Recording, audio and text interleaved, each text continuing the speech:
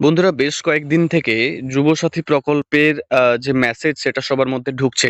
আমার ফোনে যে মেসেজটা ঢুকেছে হোয়াটসঅ্যাপে সেটা দেখুন, প্রিয় লক্ষ্মীর ভান্ডার উপভোক্তা।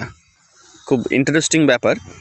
যুবসাথী প্রকল্পে আবেদনের পর মেসেজ আসছে কিন্তু লক্ষ্মীর ভান্ডার থেকে, এবং এখানে পুরোপুরি বলে দেওয়া হয়েছে যে আপনি হচ্ছে লক্ষ্মীর ভান্ডারের উপভোক্তা।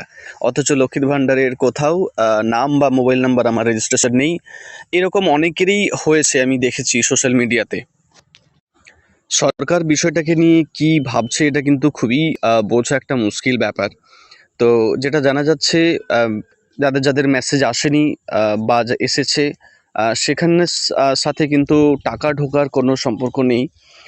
টাকা কিন্তু ঠিক ঢুকে যাবে যদি অ্যাপ্লিকেশন অফলাইনে সাবমিট করে থাকেন, তাহলে সেটা যদি ডিজিটাইজড হয়ে যায়।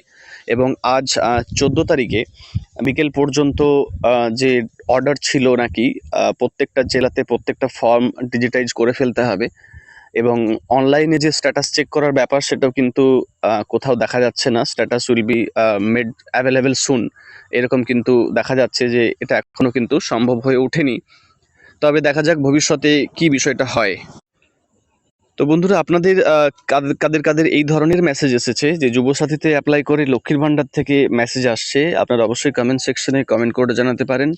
ভিডিওটি অন্যদের সাথে শেয়ার করতে পারেন। চ্যানেলে নতুন হলে সাবস্ক্রাইব করে রাখবেন।